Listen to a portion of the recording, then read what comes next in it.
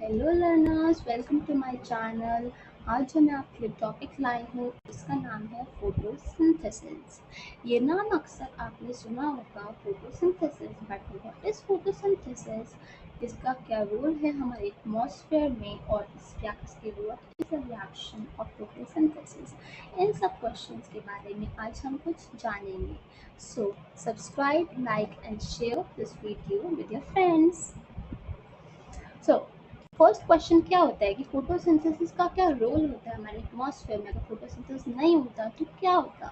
ठीक है, तो हमारे एटमॉस्फेयर में जैसा आप जानते हैं कि बहुत सारी गैसेस होती हैं, like nitrogen, oxygen, carbon dioxide, ये सारी गैसेस होती हैं। तो इसका क्या रोल होता है फोटोसिंथेसिस का। तो बेसिक जो रोल होता है फोटोसिंथेसिस का, to maintain the balance of gases. ठीक है, अगर फोटोसिंथेसिस नहीं होती तो हमारे जो गैसेस का बैलेंस है वो बिगड़ जाता और एटमॉस्फेयर में हमारा रहना बहुत मुश्किल हो जाता। अब सबसे पहला क्वेश्चन आज हमारा जो आता है, व्हाट इज फोटोसिंथेसिस।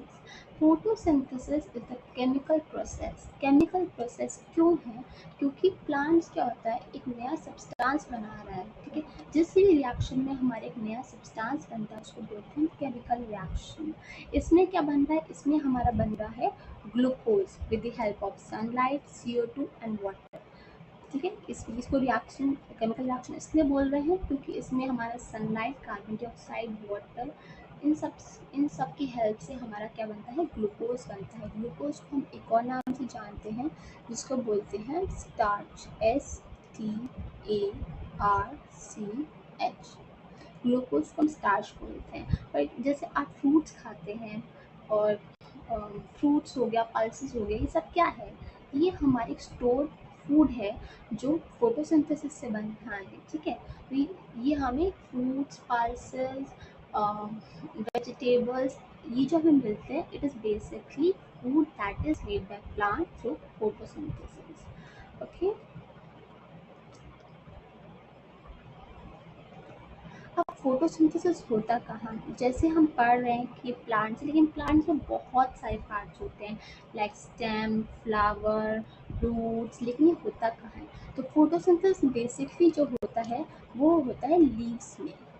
अब ये जो आप देख रहे हैं ये हमारा लीव का क्या है, माइक्रोस्कोपिक वर्जन है। तो इसमें हम देख सकते हैं कि जो फोटोसिंथेसिस होता है वो क्लोरोप्लास्ट में होता है। क्लोरोप्लास्ट हमारा जो पाया जाता है वो सिर्फ प्लांट्स में पाया जाता है, एनिमल्स में नहीं होता है। इसलिए हमारा जो एनिमल्स हैं वो ऑटोट्रॉपिक नहीं है, वो हेटेरोट्रॉपिक है। और जो प्लांट्स हैं वो ऑटोट्रॉपिक है, वो खुद का खाना बनाते हैं थ्रू फोटोसिंथेसिस। क्लोरोप्लास्ट जैसा आप देख सकते हैं ये क्लोरोप्लास्ट है। क्लोरोप्लास्ट के अंदर क्या है, ये क्लोरोफिल है। इसमें जब हमारे सन की रेजेस पड़ती हैं तो ये फोटोसिंथेसिस रिएक्शन होता है इसमें। ठीक है, क्लोरोप्लास्ट एक ग्रीन पिगमेंट है, आप देख सकते हैं ग्रीन पिगमेंट है। ठीक है, इसमें हमारा फोटोसिंथेसिस होता है। अब फोटोसिंथेसिस हम पढ़े जा रहे हैं, लेकिन इसका रिएक्शन क्या है। फोटोसिंथेसिस के जो रिएक्टेंट्स होते हैं, रिएक्टेंट्स मतलब जो मिलके रिएक्शन करते हैं उसको रिएक्टेंट्स बोलते हैं। तो फोटोसिंथेसिस के जो रिएक्टेंट होते हैं वो हमारे CO2 होता है और वाटर होता है। इन दोनों को मिलके हमारा फोटोसिंथेसिस होता है। अब ये जो CO2 है, ये CO2 आ कहाँ से रहा है प्लांट्स के पास, जब हम सांस ले रहे हैं। ठीक है, हम एक्सेल जो कर रहे हैं, जो एक्सेल हम कर रहे हैं वो CO2 होता है। और जो वाटर होता है, वाटर उसको रूट से मिलता है, जो रूट से। ओके, वाटर रूट से मिलता है और ये हम एक्सेल कर रहे हैं। जो भी ऑर्गेनिज्म जो अर्थ पे रह रहे हैं वो सब क्या क्या एक्सेल कर रहे हैं, वो CO2 एक्सेल कर रहे हैं। तो ये सब प्लांट्स को मिलता है, रिएक्टेंट्स मिलते हैं, तो वो फिर हमारा फोटोसिंथेसिस करते हैं। देन ये रिएक्टेंट्स मिलके प्रोडक्ट बनाते हैं। क्या प्रोडक्ट बनाता है, प्रोडक्ट ये बनाता है ऑक्सीजन एंड ग्लूकोज। तो हम एक्सेल कर रहे हैं CO2, लेकिन इनहेल कर रहे हैं, ऑक्सीजन कर रहे हैं। सपोज अगर आप सोचिए कि फोटोसिंथेसिस होता ही नहीं तो फिर ऑक्सीजन कैसे बनती। ठीक है, और ऑक्सीजन नहीं होती तो we can't live without oxygen, you know that. So photosynthesis कितना मेजर रोल प्ले करता है, ठीक है, for the survival of organism on the earth. ठीक है, तो जो फोटोसिंथेसिस के क्या क्या प्रोडक्ट है, ऑक्सीजन और ग्लूकोज। देन हमने क्या पढ़ लिया, हमने इसकी रिएक्शंस पढ़ ली।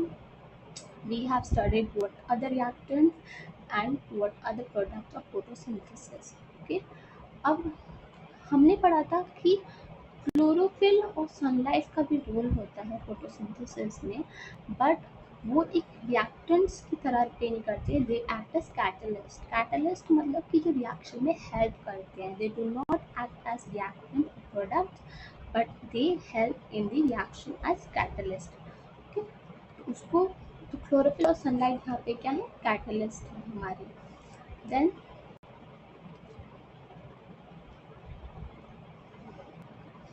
अब हमने पढ़ लिया ये, अब हम पूरी इक्वेशन देख लेते हैं फोटोसिंथेसिस का।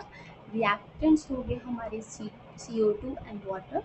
CO2 हम जो भी ऑर्गेनिज्म हम लोग एक्सेल कर रहे हैं वो CO2 and water plant root से लेता है। उसके बाद ये क्लोरोफिल और सनलाइट लेते हैं कैटलिस्ट। कैटलिस्ट में से हेल्प इन द रिएक्शन, और फिर जो प्रोडक्ट जो हमें मिलता है दैट वो है ऑक्सीजन और ग्लूकोज। तो ये पूरा का पूरा जो रिएक्शन है ये हमारा फोटोसिंथेसिस होता है, और जो कहाँ होता है, प्लांट्स के लीफ में होता है, इन chloroplast. What are the major role of photosynthesis in the environment? तो सबसे पहले ये है कि अगर फोटोसिंथेसिस नहीं होता तो there is no source of energy on the earth, हमें खाना नहीं मिलता। ठीक है, फोटोसिंथेसिस नहीं होता तो प्लांट्स कैसे खाना बनाते, how do we get fruits, vegetables, और जो भी हमारा सोर्सेज ऑफ एनर्जी वो नहीं होता हमारे अर्थ में। तो फोटोसिंथेसिस का ये मेजर रोल होता है।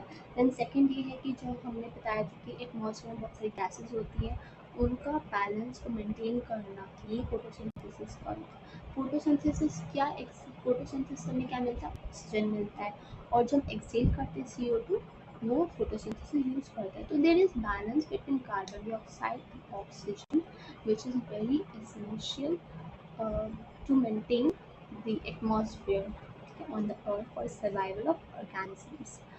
ये बहुत इंपॉर्टेंट रोल है फोटोसिंथेसिस का।